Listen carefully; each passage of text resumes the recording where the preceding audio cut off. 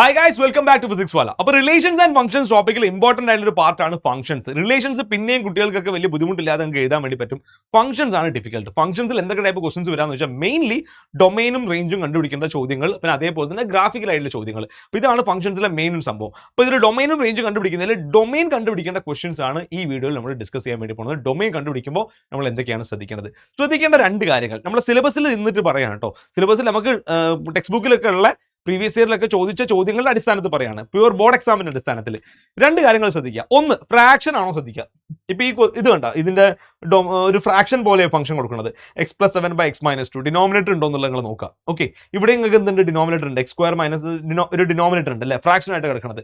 അപ്പോൾ ഒന്ന്, നിങ്ങൾ ഫ്രാക്ഷൻ ഉണ്ടോ ശ്രദ്ധിക്കുക. രണ്ട്, നിങ്ങൾ സ്ക്വയർ റൂട്ട് ഉണ്ടോ നോക്കുക. ഇത് രണ്ടും ഉണ്ടെങ്കിൽ ഡൊമൈൻ കണ്ടുപിടിക്കാൻ വേണ്ടിയിട്ട് കുറച്ച് പണിയൊക്കെ എടുക്കാണ്ട്, അല്ലെങ്കിൽ ഡൊമൈൻ ഓൾ റിയൽ നമ്പർ ആണ് മോസ്റ്റ് കേസസിൽ വരിക. 99 കേസിലും 100% കേസിലും ഓൾ റിയൽ നമ്പർ തന്നെയാണ് വരിക. ഓക്കെ, അതായത് ഇപ്പൊ നിങ്ങൾക്ക് ഇങ്ങനെ വന്ന് mod x+1 ഇതിന്റെ ഡൊമൈൻ എന്താണെന്ന് വെച്ചാൽ ഓൾ റിയൽ നമ്പർ, x²+1 ഇതിന്റെ ഡൊമൈൻ എന്താ, ഓൾ റിയൽ നമ്പർ, അല്ലെങ്കിൽ ഗ്രേറ്റസ്റ്റ് ഇന്റിജർ ഫംഗ്ഷൻ ഡൊമൈൻ എന്താ, all real number. So domain എപ്പോഴും ഓൾ റിയൽ നമ്പർ ആണോ? ഇത് രണ്ടും ഇല്ലെങ്കിൽ, അതായത് ഫ്രാക്ഷനോ സ്ക്വയർ റൂട്ടോ ഇല്ലെങ്കിൽ ഡൊമൈൻ എപ്പോഴും ഓൾ റിയൽ നമ്പർ ആണോ വെച്ച് കഴിഞ്ഞാൽ നമ്മുടെ സിലബസിൽ അങ്ങനത്തെ ക്വസ്റ്റൻസ് ഉള്ളൂ. അല്ലാത്ത സാധനങ്ങളിൽ ലോഗരിതമിക് ഫംഗ്ഷനും വേറെ ഇപ്പോൾ +1 അല്ലാതെ +2 +1ന്റെ പുറത്തേക്ക് പോകണം, +2 ഫംഗ്ഷൻസ് ട്രിഗ്നോമെട്രീന്റെയും ഇൻവേഴ്സ് ട്രിഗ്നോമെട്രീന്റെ ഒക്കെ വരുമ്പോൾ ഡൊമൈന് ഓൾ റിയൽ നമ്പർ വരാത്ത കേസുകളുണ്ട്. ഓക്കെ, ബട്ട് നമുക്ക് +1 സിലബസിൽ നിന്നുകൊണ്ട് നമ്മൾ പറയുകയാണെങ്കിൽ, ഇതുവരെ ചോദിച്ച ചോദ്യങ്ങളും അതൊക്കെ വെച്ചുകൊണ്ട് നമ്മൾ പറയുകയാണെങ്കിൽ ഈ രണ്ട് കാര്യങ്ങൾ നിങ്ങൾ നോട്ട് ചെയ്താൽ മതി. ഡിനോമിനേറ്ററിൽ എന്താ ഉള്ളത്?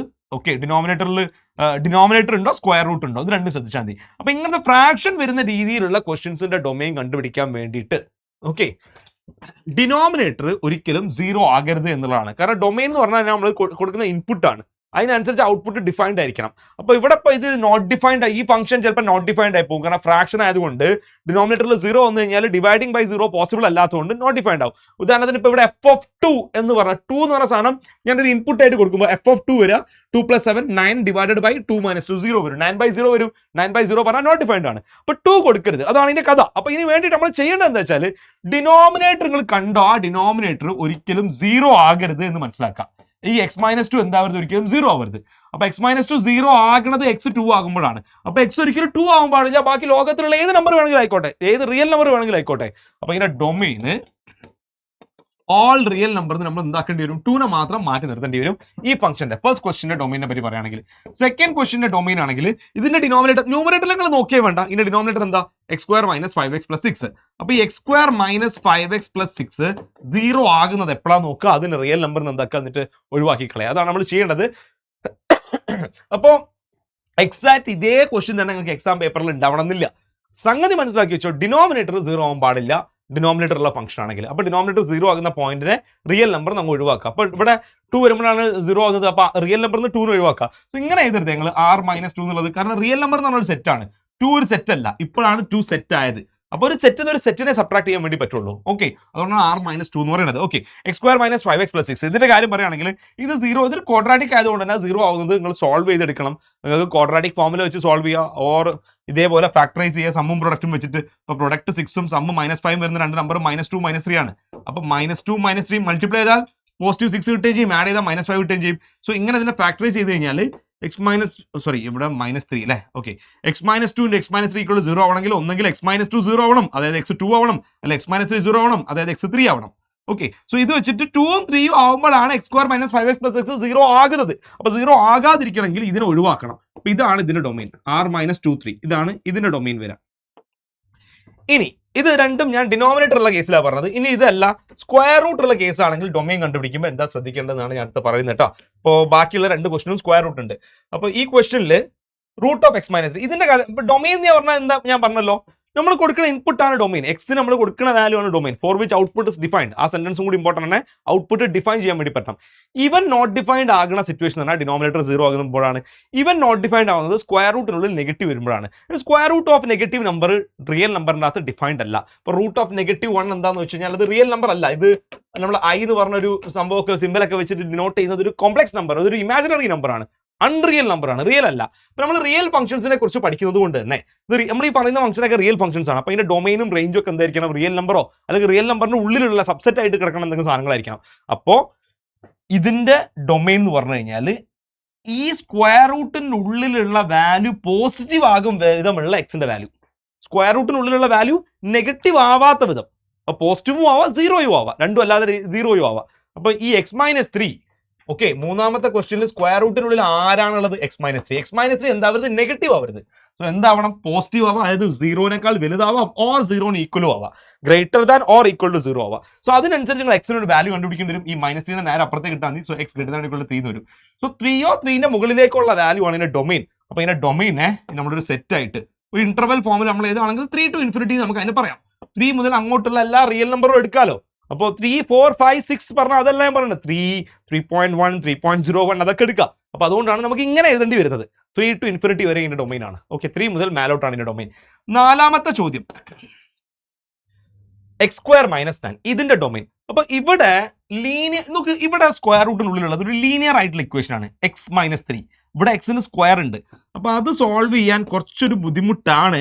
കാരണം അത് സോൾവ് ചെയ്യാൻ, അതായത് ഇവിടെ ഇപ്പൊ x-3 > 0 പോലെ x² - 9 > 0 ആക്കി.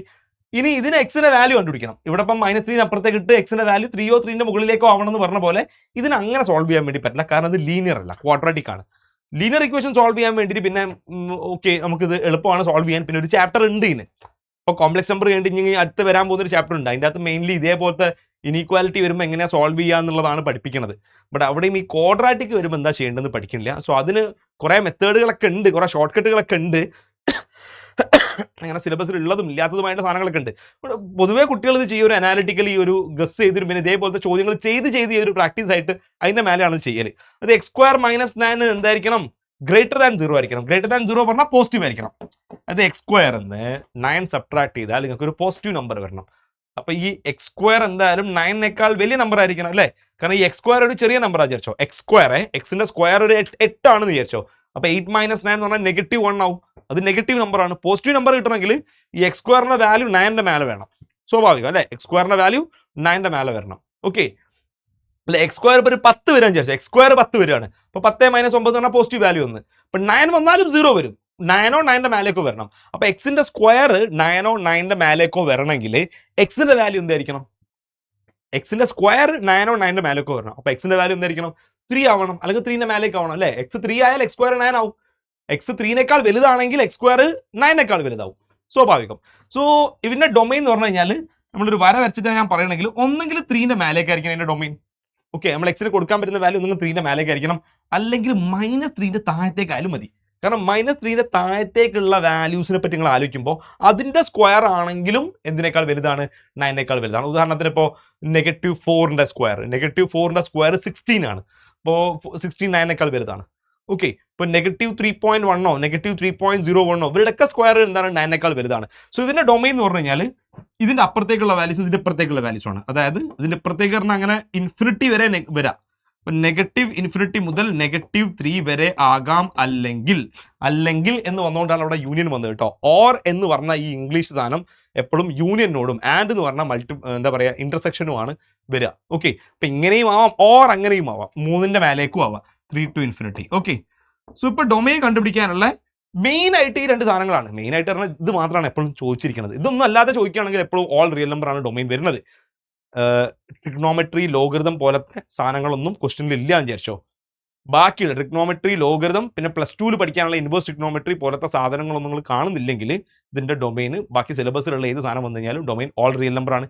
എപ്പോഴും ഓൾ റിയൽ നമ്പർ വരും. എക്സെപ്റ്റ് ഫ്രാക്ഷനും സ്ക്വയർ റൂട്ടും വന്നു കഴിഞ്ഞാൽ ഈ പറഞ്ഞ രീതിയിൽ നിങ്ങൾ ഓർത്ത് വെച്ച് ചെയ്യണം. ഇതാണ് ഡൊമൈൻ്റെ കഥ.